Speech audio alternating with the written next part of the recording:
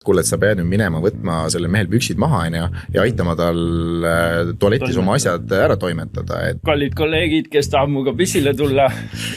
Kätte pärime.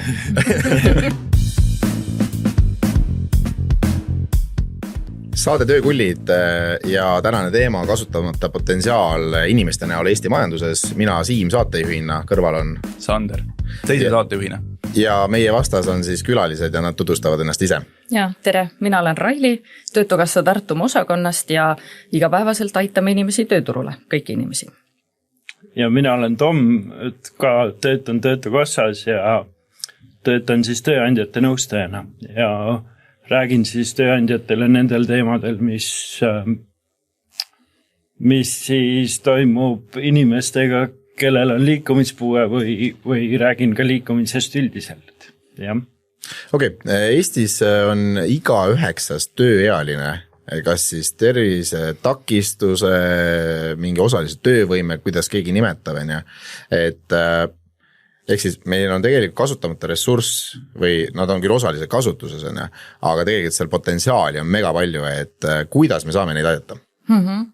Kõigepealt jah see, et iga 9.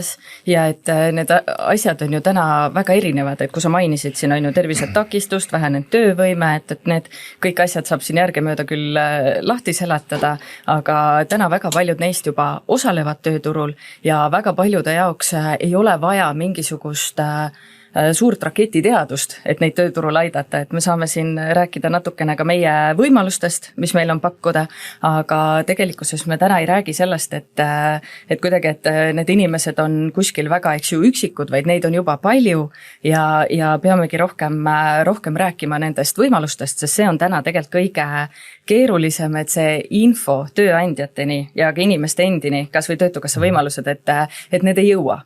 Et nii palju tahes kui reklaamida, et seal on veel ikka väga, väga suur töö, et võib-olla kõige esimene oluline asi ongi see sama teabe jagamine. Aga kelle taha see täna kinni jääb, et siin on tegelikult 2 osapoolt, mida Töötukassa aitab, ehk siis töötaja ja tööandja. Et kuhu taha see asi kinni jääb, et miks meil ikkagi niivõrd palju kasutamata seda potentsiaali on? Kuhu taha ta täna kinni jääb?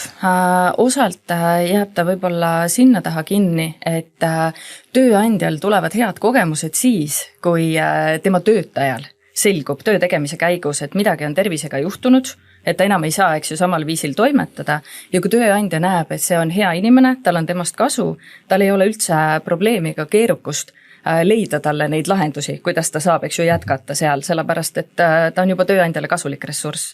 Et keerulisem ja kuhu taha see täna jääb, ongi see, et ikkagi tööandjale näidata, et ka nendes inimestes on see potentsiaal tegelikult olemas ja kuidagi võib-olla see, et üha rohkem jagada neid edulugusid ja näiteid, et kui ma ütlesin, et ei ole raketiteadus, et me räägime näiteks ma ei tea, floristi puhul räägime näiteks tavaliste oksakääride asemel akuga oksakääridest, räägime giljotiinist, millega lõigata, kui näiteks randmed enam ei tööta. Et see ei ole midagi üleliia keerulist, aga see eeldab juba seda, et tööandja mõtleb natuke teistmoodi, mõtleb natukene laiemalt ja on valmis ka enda selliste väärtuste ja kultuuriga neid inimesi kaasama. Nii et küllap ta on seal ka veidus.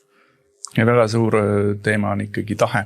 Just. Et võin rääkida tervisetasku toimetaja, kes meil on toimetab tervisetasku.ee-d, on erivajadusega inimene, meie läbisime tööandjana selle kohandamise ära, tegime taotluse, saime trepironija, ratastooli, millega saab siis nii istuli kui püsti tõusta. Aga kui ma nüüd tööandja poole pealt vaatan, et siis see pigem on see, et mul on väga suur soov see inimene tööle saada. Et kui nüüd on nii, et mul on 5-6 inimest tulevad tööintervjuule, 2 on erivajadusega ja 3 ei ole, siis juba lihtsuse mõttes ma lähen nende 3-ga edasi. Empaatia on üks asi, aga lihtsalt sa vaatadki, et ma saan töö tehtud. Võib-olla ma arvangi, et see on ühiskonna kasvamine, et siin tuleb lihtsalt anda aega ja väga õige, et Töötukassa on selle protsessi alguses ja see võimalus on olemas. Nüüd meil Eestis on väga palju erivajadusega lapsevanemaid ja tegelikult lõpuks me jõuame kõigi juurde, need lapsed, kes kasvavad suureks, on ju, nad lähevad tööturule, et siis neil on vaja neid abivahendeid. Nii et ma näen seda, et see tahe on esimene ja loomulikult see teavitus ja näited. Ma võib-olla ütleksin seda vahele, et kui inimene on hea spetsialist, et võib-olla tööandja ikkagi vaatab, et võtaks äkki ta ikkagi tööle, vaatamata sellele, et on mingisugused takistused, ehk et mulle meeldis, kuidas sa ütlesid, et täna võib-olla tööandja võtab inimese tööle rohkem nagu sellisest missioonitundest, aga tegelikult see näitab ka seda, et nendel tervisetakistustega inimestel on endal ka hästi suur roll ise panustada, et enda seda taset tõsta nii palju, kui see vähegi võimalik on. Et ei saa olla nii, et käin ust kraapimas ja äkki keegi võtab mind missioonitundest tööle, et seda ei pruugigi juhtuda. Aga kui on hea mingi oskustase omandatud, et siis on nagu lihtsam ka tööturul läbi lüüa. Seda võib-olla ka üleüldiselt praegu. No, see ju tegelikult käib see kõigi kohta. Aga Tom, räägi, kuidas sina tööle Töötukassasse said? See on pikk lugu, sellepärast, et Töötukassa 10 aastat tagasi tegelikult ei ole hea näide sellest, kuidas värbamisprotsess peaks käima. Esiteks oli käivitumas töövõimereform ja siis otsiti neid juhtumikorraldajaid, kes hakkab siis vähenenud töövõimega inimestega tegelema, nende juhtumeid lahendama. Ja ma mäletan seda, et aasta aega enne seda, kui ma Töötukassasse kandideerisin, olin ma Toompeal, võitlesin töövõimereformi vastu ja olin osalenud nendes Töötukassa meeletutes kaasamistöötuvades, kus siis hakati ehitama neid teenuseid ja millised need inimesed peavad olema, kes hakkavad vähenenud töövõimega inimestega töötama. Ja siis ühtäkki otsustasin kandideerida ise, nagu ikka, täpselt viimasel minutil, 23:58, aega veel oli tegelikult veel 2 minutit. Saatsin oma kandideerimisdokumendid ära. Ja siis tegelikult poole aasta pärast oktoobris hakkasin tööle, seal vahel oli 3 vooru. Üks voor oli selline, et istusime seal kambakesi koos ja öeldi suvalisi eestikeelseid lauseid, mis pidi ära tõlgitama siis vene keelde. Ja mina siis Saaremaa poisina, 9 aastat olin küll koolis vene keelt õppinud ja ülikoolis sinna peale otsa veel. Tegelikult ei saanud kuni Tallinnasse kolimiseni aru, et miks mul seda vene keelt vaja on. Ja siis hakkasin äkki aru saama Tallinnas, et ja vene keelt on vaja sellepärast, et istusin aeg-ajalt trammis, kus peale vene keele ei kuulnudki midagi. Ja siis Töötukassa, ilmselt see oli ka mingi siuke närvide test või kuidas sa kohaned test, viskas sulle lause ette ja pidid selle ära tõlkima vene keelde. Aga mina olen siis mõelnud selle enda jaoks nii, et kui inimene tahab rääkida ja ta räägib valesti, siis see on okei. Ja lõppkokkuvõttes me elame Eestis, Eesti riigikeel on mis eesti keel, eks ole. Ja et kui venekeelne inimene ei taha mu puu vene keelest aru saada, siis kelle probleem see on. Olen mina enda jaoks nagu nii võtnud seda. Ja nii ma Töötukassasse tööle sain, ehk et samamoodi minu käest küsiti, et büroo juhataja küsis, et Tom, kuidas sa hakkad oma tööd tegema? Ma ütlesin, et suuga ja tegelikult ega ma palju ei eksinudki, sest põhitöö nõustajal ikkagi käib suuga. Kuulad, aga tegelikult on ka väga palju bürokraatiat. On vaja täita siis süsteemi, inimese kohta asju kirjutada, viisin läbi töövõime hindamisi, 478 umbes töövõime hindamist olen teinud, pluss enda omad, pluss sõprade omad, ja et tegelikult sõna otseses mõttes suuga kirjutasingi. Ambari suus, kuulan, kirjutan, küsin ja tegelikult mis veel kohandus oli see, et mul oli laua peal oma printer, millega siis sai kohe kiireid dokumente välja printida.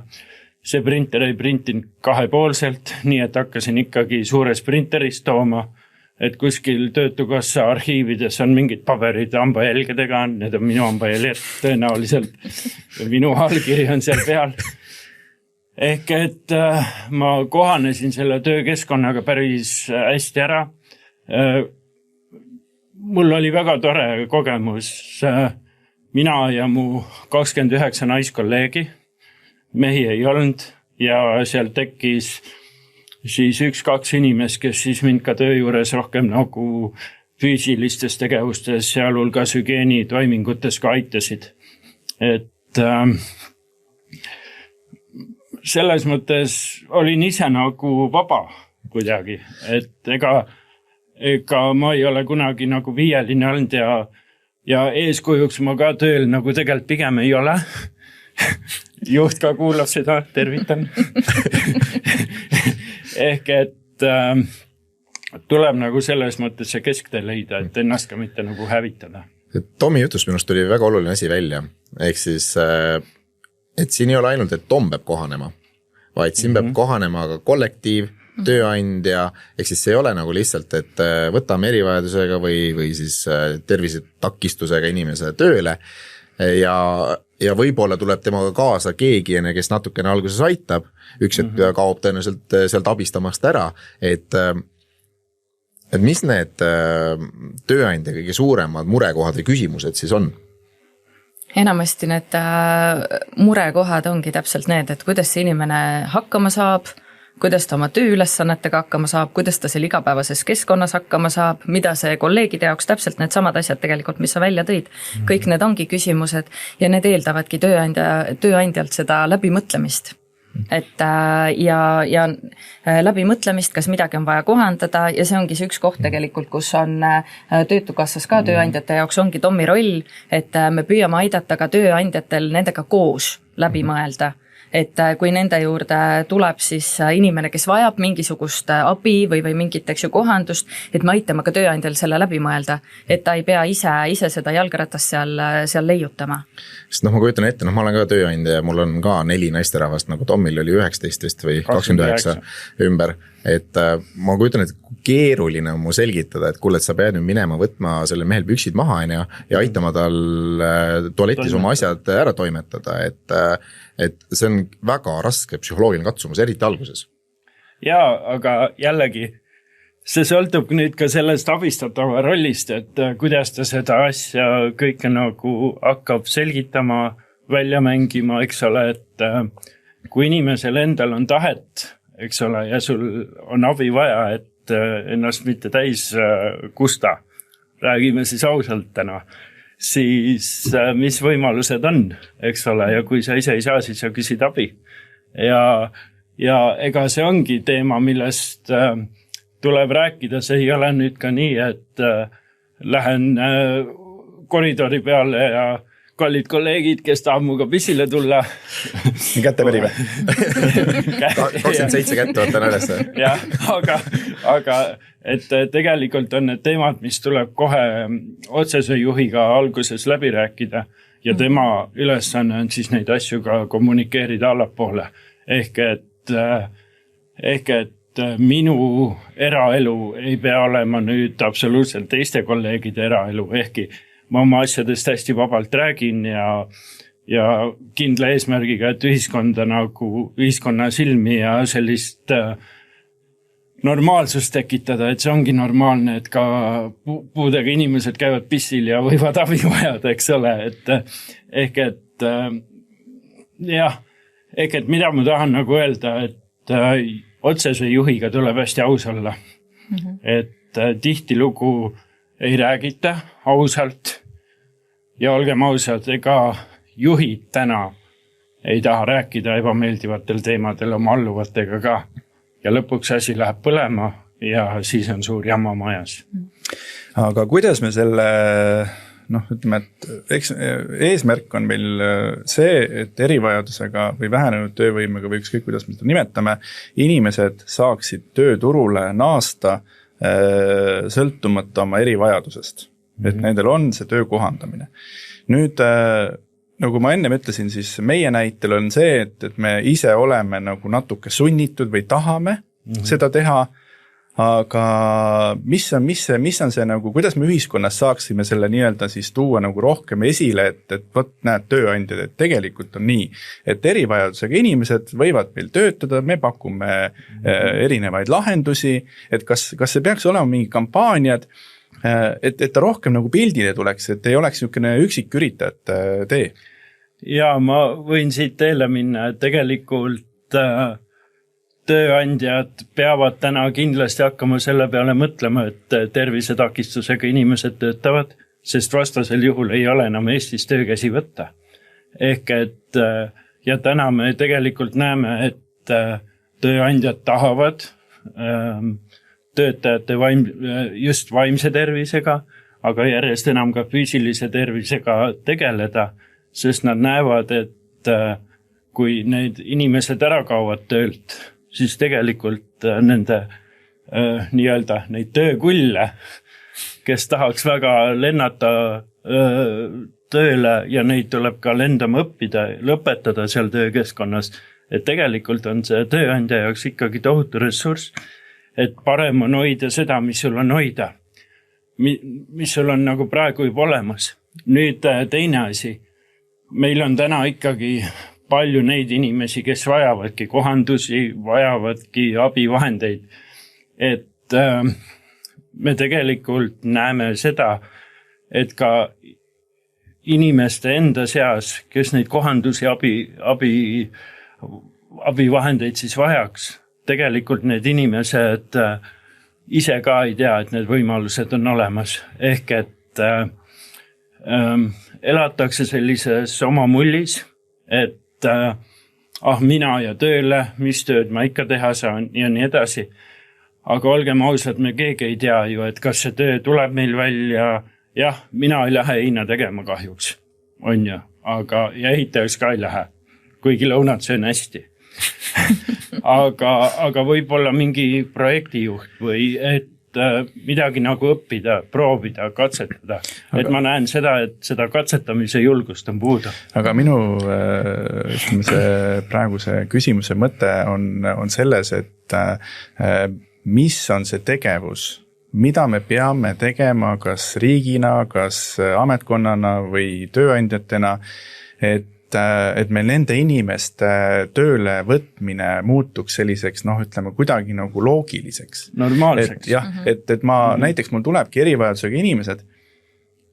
Siin ma hakkasin ise mõtlema üks päev tagasi just seda, et tegelikult meil on ju organisatsioonid, kes on puuetega inimeste koda, meil on allorganisatsioonid, et võib-olla peaks seal olema näiteks mingi koostöövorm, kus hakkabki mingi kampaania korras, et võetakse, ütleme näiteks puuetega inimeste koda nagu püüab nagu olla ka selja taga. Ma ei ütle, et organisatsioonina seal võib olla veel mingi eraldi tiim, aga et kes tööandjale nii-öelda on nagu sujuvalt läheks, et tööandja üksi ei jääks sellega. Okei, ratastoolid annate, aga mul on vaja tegelikult nagu mõelda, siin teisi erivajadusi tekib ka tal, et kes selle nagu ära teeb. Ja et kas teemast räägitakse liiga vähe? Mina ütlen, et teemast räägitakse teinekord isegi liiga palju. Ehk et kui me räägime ühest asjast liiga palju, siis me vaatame, et kurat ongi nii palju neid takistusi, eks ole, et tohutult keeruline. Aga kui me võtame ikkagi inimese tööle ja läheneme selle juhtumi põhiselt ja vaatame, et inimene teebki oma tööd hästi ja näed, et kohanebki ja saabki tegelikult üksi iseseisvalt oma tööga suurepäraselt hakkama. Jah, tal on kõrval abivajadus, eks ole, mis iganes. Söömisel abi vaja, keegi annab toidu ette riietumisel ja nii edasi. Nüüd, kas oleks veel suuremat kampaaniat vaja? Ma ütlen päris ausalt, et nendel teemadel on räägitud 20 aastat. Töövõimereform on, eks ole, 10 aastat. Me tegelikult ei saa öelda, et sellest teemast oleks vähe räägitud. Et minu küsimus on selles, et kas inimesed päriselt ise tahavad tööle minna, on see küsimus, minu peas küll. Ja kui nad tahavad, siis kas nad saavad kodudest välja, eks, sest ei ole mõtet tööst rääkida, kui inimene ei saa kodust välja. Probleem on vähe komplekssem, aga üks asi, millele sa, hea point, mis sa välja tõid, on see, et me räägime sellest kõigest alati ju selles mõttes probleemide võtmes. On ju, et tervisetakistusega inimene, järelikult peab olema see ja see probleem, et kui rääkida kampaaniast, et siis võib-olla ka rohkem seda, et me räägiksime nendest õnnestumistest. Et saadet niimoodi ette valmistades enda peas, siis ma hakkasin mõtlema selle peale, et minul tööandjana on olemas pikaajaliselt haiguslehelt naasmise kogemus, kus inimene saab järk-järgult uuesti tööellu sisse elada. Olen pakkunud inimestele ühe täiskoha jagamist 2 inimese vahel, ehk et ka me võime teha kampaaniaid, aga kui seal taga ei ole sisu, et see eeldab ikkagi sellist juhtimiskultuuri muutust, väärtuste muutust, et seda otsust seal taga. Ja võib-olla see, millest me häbematult vähe räägime, ongi see, et me räägime vähe nendest õnnestumistest, et me räägime probleemidest. Et võib-olla ka see, et me peaksime natukene seda ka pöörama. No võt just, et tegelikult sellise positiivses võtmes ja rohkem näitama neid lugusid ja tegema neid rohkem saateid, on ju, kus on päriselt inimesega, kes on tööle saanud, ta räägib oma loo, võib-olla siis piltlikult ka. Aga korraks lisan, et tegelikult neid inimesi ei ole vähe. Küll aga tihti lugu jääb Eestis mulje, et on ainult käputäis inimesi, kes on nõus tulema rääkima. Ja siis tekibki mingi efekt, et aga see ja see, et mis neil viga, et neil on ju töökoht olemas ja nii edasi, aga tegelikult inimesed ongi tagasihoidlikud, paljudel puudega inimestel on oma väga edukad ettevõtted ja nii edasi, et inimesed nad ei pruugi tahta nendest asjadest rääkida, et nende jaoks on see tavaline, nad on oma puudega kohanenud ja nad elavad tavalist elu. Et me enne rääksime iga 9. töövõimeline, tööealine. Suursärk on meil kas 650 000 töötajatena, see tähendab, et umbes 90 000 inimest. 90 000 inimest siis on meil täna tervisetakistuse või siis osalise. Ja me räägime siin ju sellest, et tal on töötukassa poolt hinnatud vähenenud töövõime. Palju neist täna tööl on, kas te teate? Oskate öelda? Ei, selles mõttes, et mina praegu ei oska, aga iga 9. töötaja on siis tervisetakistusega. Ehk et see, kes tööl on, nendest on iga 9. tervisetakistusega. Okay. Et hästi korraks segan vahele, et räägime need mõisted korraks läbi, et need on jube segased. Me räägime siin tervisetakistusest, on ju, siis me räägime puudest, siis me räägime vähenenud töövõimest ja siis me räägime erivajadusest. Alustame nagu kõige lihtsamast, et mis asi on erivajadus? Meil kõigil on mingil etapil erivajadus, et prillikandjad unustavad prillid koju, pekkis, päev on pekkis, eks ole. Kellel poleks selg kunagi valutanud, mõned üksikud käed tegelikult tõusevad, pole valutanud, aga midagi on ikka valutanud, ehk et inimesel on pidevalt mingi erivajadus, meil kõigil, olgu tal siis puue või tervisetakistus või mul on täna ei ole, aga on sünnipäev. Ja sorry, ma ei ole töölainel, sest mul on äge sünnipäevapidu tulemas ja mul on mingi tähtis kohtumine ja kõik läheb metsa, sest et ma ei ole kohal, eks ole. Võiks öelda, et vaimne erivajadus korraks, sest ma ei ole kohal, ma ei suuda keskenduda, sest mul on õhtul väga äge pidu tulemas, ma ei tea, Smailers tuleb mängima.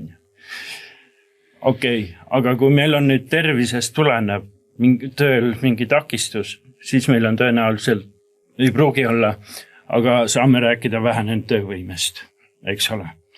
Nüüd töötukassa räägib vähenenud töövõimest, aga räägib rohkem tervisetakistustega inimestest. Et me räägime tervisetakistustega inimestest sellepärast, et see hulk inimesi on oluliselt suurem kui see hulk inimesi, kellel on vähenenud töövõime. Ehk siis tervisetakistus on palju laiem ja tegelikult mõjutab tervet elanikkonda ja ka töötajaid mõjutab see rohkem. Sest ja ka tööandjaid, sest et kui tööandja ei tegele töötajate tervisega ja võtab nendelt kogu aeg viimast, eks ole, teie ergonoomika valdkonnas ju tegelete, et siis need inimesed ei kesta eriti ja neil tekib tervisetakistus. Et kui meie ei tegele ise tervisega inimestena, töötajatena ise ja tööandjatena, siis tegelikult tervis hakkab meiega tegelema. Ma siin vahele ütlen võib-olla seda, et tegelikult selle tervise, mida mina näen, on see, et tööandjad täna võib-olla 10-15 aastat tagasi tööandjad ütleme, võtsid viimast, aga täna tegelikult see töötaja tervise eest hoolitsemine isegi kohati on suurem tööandjal kui töötajal. Ja vaat siin ma tegelikult panen südamele inimestele, et see tervis on teie oma, teie vara ja teiega kaasas, teiega ja terve elu, et ei saa nagu öelda, et tööandja rikkus mu ära, et sa hindad oma tervist, kui mulle ei sobi see, ma tahan midagi paremat või mulle sobib teine töö, siis sa tegelikult validki selle ja vaata Töötukassal tegelikult täna on ju väga palju ümberõppimisvõimalusi, et see ei ole ainult töö kohandamine, vaid see ongi see, et kui üks töö on saanud sul nagu nii-öelda nagu see limiit on täis ja tervise kahjustus on, siis mitte nii-öelda edasi raiuda julmalt, vaid et minna siis Töötukassasse küsida ümberõpet. Ja see ei pruugi olla nagu füüsiline tervisekahjustus, vaid see võib olla ka see, et sul lihtsalt enam ei sobi see töö. Mina isiklikult olen seda elus kogenud, ma olen pidanud olema spetsialist, kes ma tegelikult olla võib-olla ei tahtnud enam üks hetk ja olen sellest omamoodi küll välja tulnud, aga Töötukassal on tegelikult ju selleks täitsa programmid olemas, nii et võib-olla korraks neist ka. Jah, selles mõttes, et kõige lihtsamad igasugused koolitused ja erinevad õppimisvõimalused, et ja lõpuks täna me ju räägime ka sellest, et inimestel ei ole täna enam ühte karjääri 30 aastat järjest, et ka need ajad on ju möödas, et ma läksin tööle ja siis seal samas töökohas lõpetasin. Valdkonnavahetus, erinevate asjade tegelemine, et me näeme ka enda klientide seas üha enam täna juba neid inimesi, et kes on võib-olla osalt on ise ettevõtjad, osalt on kuskil palgatööl, et nende elusse tegelikult mahub päris palju erinevaid asju. Hobist saab üha enam tegelikult töökoht. Nii et igasuguseid koolitusvõimalusi ja mis on võib-olla selle juures oluline ka, et me Töötukassas vaatame tööturupilti ja toetame just neid õppimisvõimalusi, mis on seotud tänaste tööturuvajadustega. Ehk see võiks kanda ju inimesele, eks ju, kindluse, et ta saab, et sul on töö, eks ju, ja ta saab seda kõike vaadata pika plaaniga. Mina julgustan kõiki, kes kodust välja ei saa. Õppige natuke turundust, õppige, praegu on TikTok ja nii edasi, YouTube'i, tehke UGC-d ehk siis user generated content'i ja nii edasi. Kodust on võimalik teha väga palju asju. Ehk siis ma ütleks ka, et kas see ei ole takistus, vaid see on lihtsalt kas siis ümberõppimise teema või siis iseõppimise teema, sest et olgem ausad, täna materjali, mille pealt õppida YouTube'is, TikTok'is, artiklite näol on mega palju, lihtsalt võta kätte põhimõtteliselt 20 tunniga võib iga inimene mingi teema endale üpris hästi selgeks teha. 20 tundi, see on poole nädalaga. Mitte midagi praktiliselt. Ja, eks see teoorias tundub lihtne, aga läheb hästi selle teemaga, mis ma tahaksin avada, ongi see, et olgu sul tervisetakistus või pikaajaline töötu, et tegelikult see õige koha leidmine on tegelikult raske kõigil.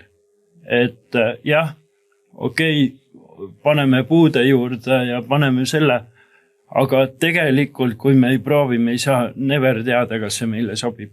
Ja tänaseks on tegelikult väga head võimalused õppida, sest ja just proovida erinevaid tööstiile või töökohti, et tööandjad on nii palju nagu valmis panustama, et kui keegi uksest sisse tuleb, siis ega ta sealt ennem ära ei lasta, kui tõesti inimene juba vägisi läheb välja. Aga tegelikult see ongi see õige, et sa otsiks endale õige töökoha, sest tegelikult sinu enda vaimse tervise ja võib-olla arenemise mõttes on ka hästi oluline, et sa õiget tööd teed, sellepärast et tööandja ei taha ka inimest, kes hambad ristis tuleb hommikul tööle ja siis ootab, kuni see kell 4:30 saab või 5 saab ja mürgitab natuke nagu seda töökeskkonda. Mitte, et ta paha inimene on, aga lihtsalt talle ei sobi see. Ja sellepärast ma arvan, et see uus generatsioon, kui me räägime tulevasest, siis nemad on väga nii-öelda paindlikud, et nad tänavadki 2 päeva teen meediatööd, 3 päeva võib-olla olen bussijuht ja tegelikult see mitmekesisus raputab sul seda vaimset tervist ka natuke nagu lahustab, et kui sa teed kogu aeg ühte tööd, sa nagu lihtsalt kurnad ära ennast. Ja eks me näeme, kuidas noorte teema üldse läheb, sest ka tööandjad peavad tegelikult päris palju oma selles mugavustsoonist välja tulema, ehk et mõtlema, väga palju on mõelda, et okei, kui mul on tehas, mis töötab 24/7 ja ma tahan inimesi tööle võtta, aga noor ütleb mulle, et sorry, ma käin 2 päeva siin tööl, sellepärast et 3 päeva käin ma kuskil mujal tööl või siis ei käi või et ma puhkan, et ma teengi oma TikToki ja teenin raha, äkki see on nüüd, ma ei taha jätta muljet, et TikTok hakkab raha tooma, sest seal on nii palju lollust ka, et hoia 2 käega, õnneks ma ei saa peas kinni hoida kätega, aga jah, et tuleb leida omal see koht ja see soov.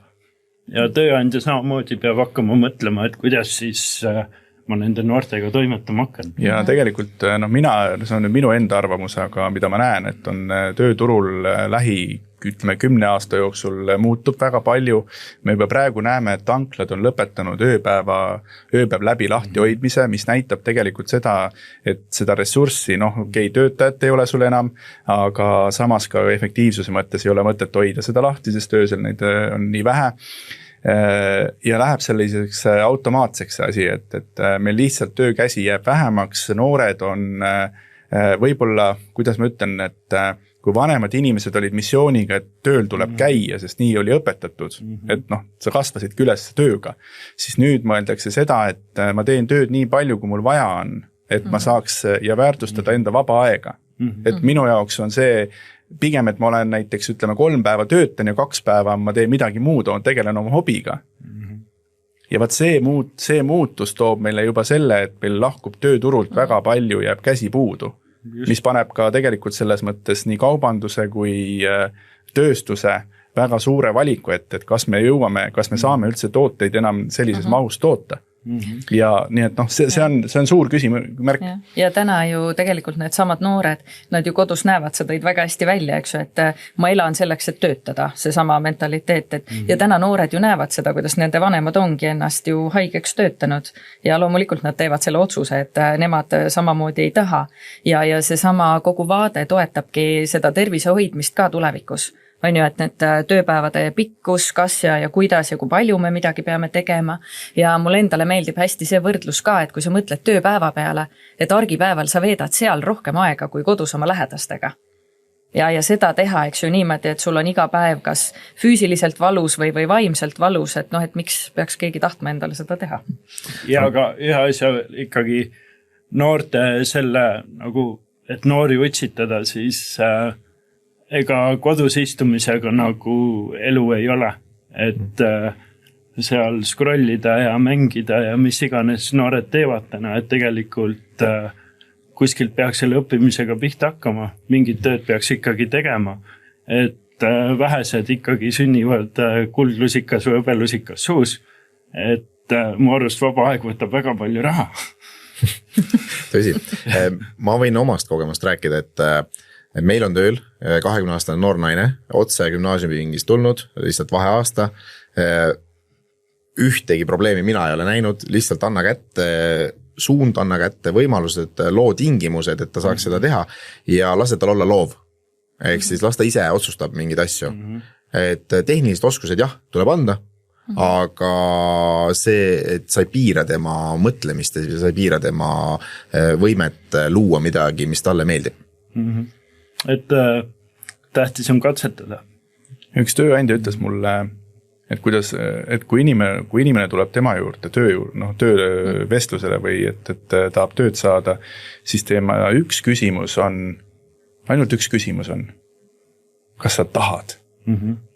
Nii, ja kui see tahe on 4 korda üle küsitud ja ta ikka tahab, siis aga hakkame tegema ja jätame need igasugused paberid ja asjad, need CV-d, mis on 5 A4. Ei, see ei ole tähtis. Tähtis on see, kui sa ütled, et jah, ma tahan keevitajaks hakata, siis palun, siin on sul näiteks Peeter, kes hakkab sind õpetama ja sust saab keevitaja, me teeme sust. aga küsimus ongi selles, et noortel kuidagi natuke on see vabadus ja töö tegemine peab ka balansis olema, et see ei teki nüüd seda, et ma lähen tööandja juurde, et ma tulin tunniks ajaks, kas palun saate mulle 3000 eurot maksta, sest sellised kulud mul on arved kodus, naine käskis ära maksta, aga üle tunni mul ei ole aega, sest ma ei ole huvitatud. Ma tahan ära minna, mul on vaja kuskile minna näiteks padelit mängima poistega. Et see on see balanss ka, et me peame vaatama, et see tööandja ei ole nagu sotsiaalasutus, kes saab kuskilt eelarvest raha ja siis jagab selle nagu laiali. Täiega sinu poolt. Et see selline tööl käimine, jah, vaatan vanemat, et mina olen oma ema üle väga uhke, et on terve oma elu haiglas töötanud, sest teadmised on väga suured, eks ole, sest on praktika. Kas ma ise tahaks töötukassast töötada 40 pluss aastat? Pigem ei vist, ei tea. Veerand on tehtud. Aga jah, et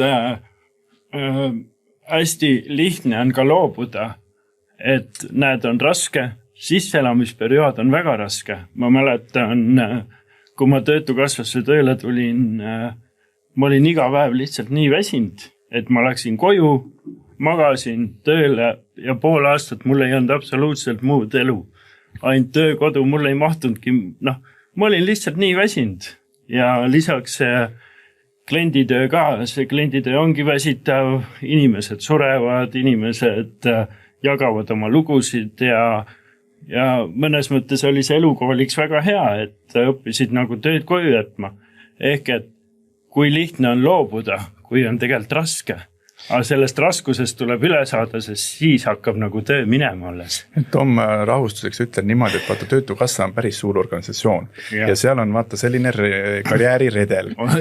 Ja ütleme nii, et ükskõik kuidas, sinu puhul me võime sinna ka kohanduse teha, näiteks lifti, kuidas sinna üles teisele korrusele või kolmandale saada, et sa vaatad, mis organisatsioonis sa töötad, mis on organisatsioonil pakkuda ja võib-olla sa saad teha, et mulle meeldib see amet on ju seal ja ma tahan teha seda. Ja võt see on see sama, mida sa räägid, et juhiga ole aus, võt see ongi, et lähedki ütled, et mul on siuke tahe, et ma tahaks teha seda, ma näeks oma mõtteid ja sellisel juhul saab organisatsioonis kasvada, kui see on suur organisatsioon. Loomulikult, kui on niimoodi, et on tegevjuht, kes teeb kõike ja siis 3 puidutöölist, siis sealt redelit suhteliselt lühike on see.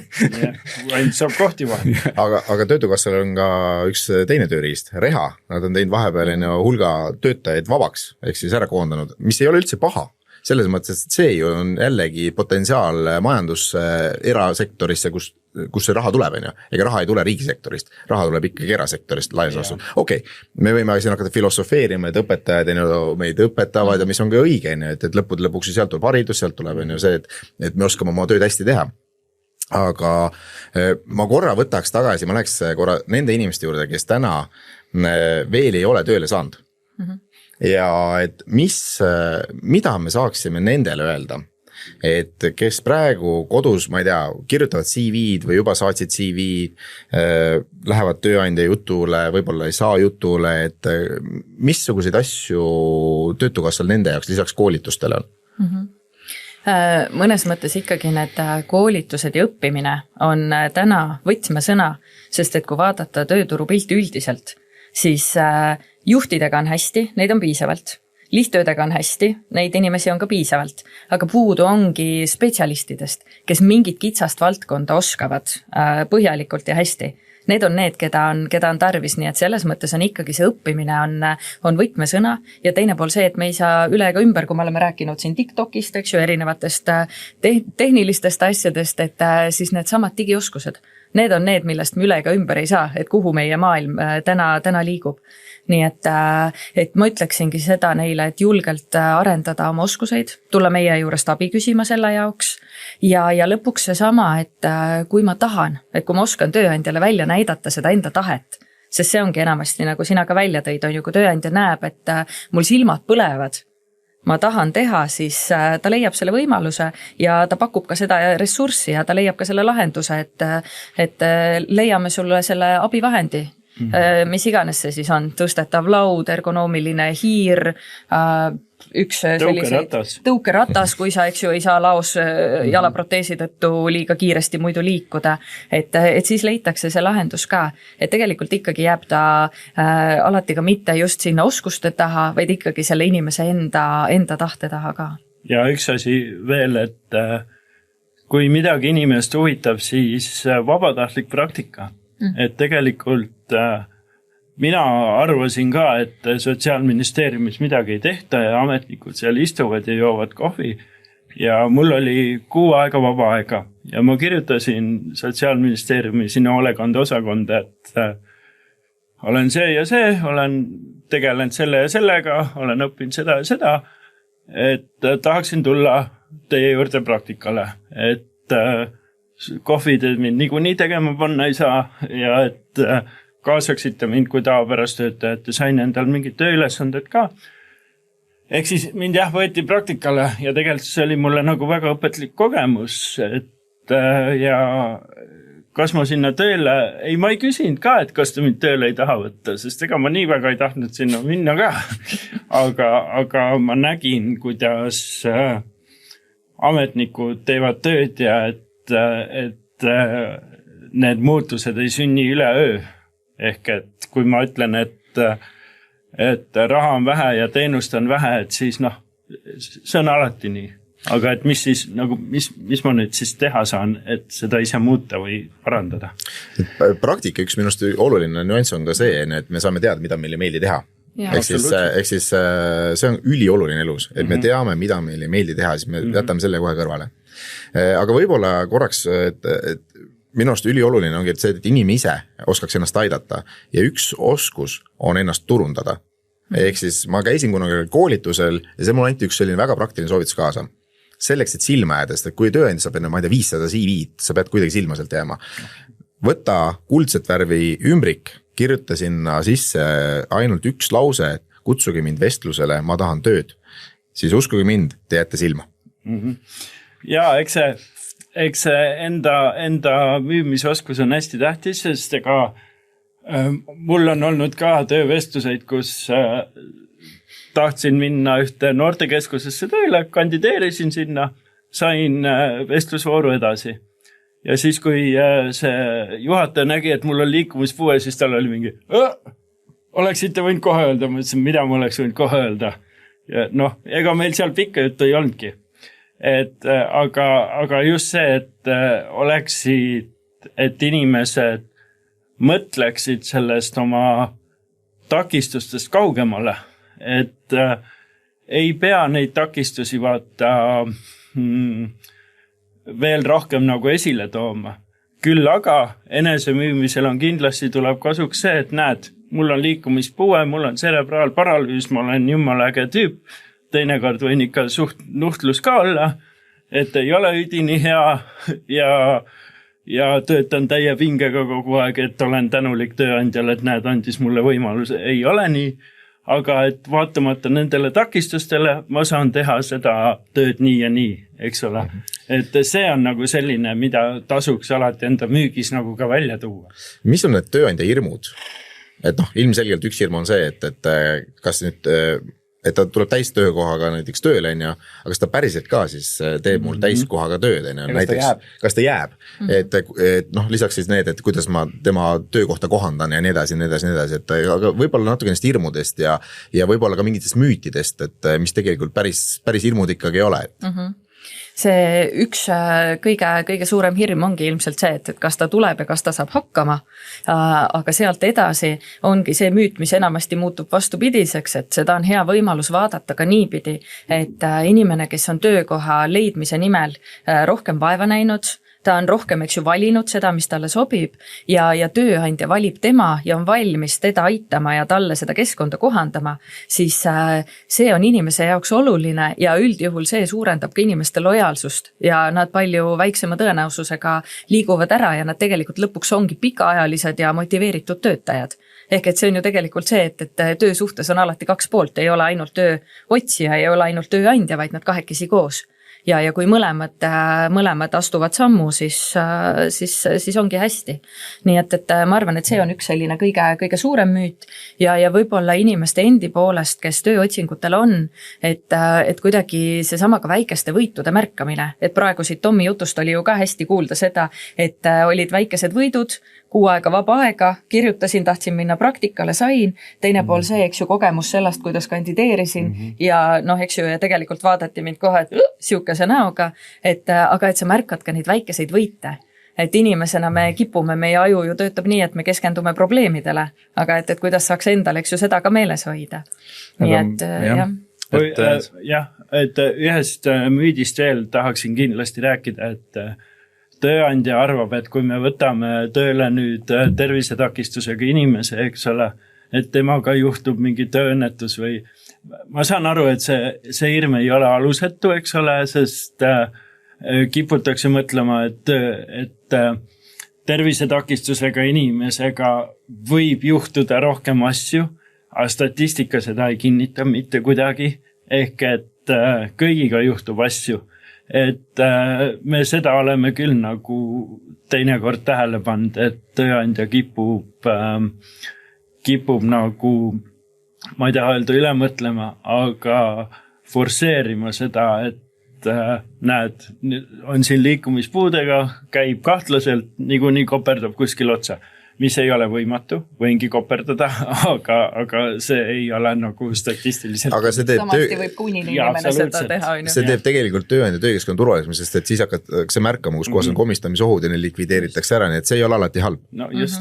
Ja võib-olla ka see, et vahest kardetakse, et kuidagi siis see tähelepanu koondub sellele ühele töötajale rohkem kui ülejäänud meeskonnale või et kuidagi ka teised töötajad tunnevad, et nüüd keegi on eks ju erilisemas staatuses, aga üldkokkuvõttes ikkagi võiks öelda kogemusest, et inimesed on ikkagi üldjuhul heasoovlikud ja ei ole ka need asjalood kuidagi sellisel viisil läinud, et nüüd kuidagi läheks siis tasakaal seal meeskonnas paigast ära ja jällegi selle alguseks on ju selged kokkulepped, avatud kultuur, see, et töötaja julgeb ise rääkida kolleegidele, et teate, et minul on võib-olla need ja need vajadused, et ma ei tea, näiteks ärevuse puhul, et tal ongi vaja kindla intervalli tagant, et ta saab omaette olla, korraks, eks ju, ennast koguda, et töötajal tekib küsimus, et aga miks tema saab nii palju pause võtta?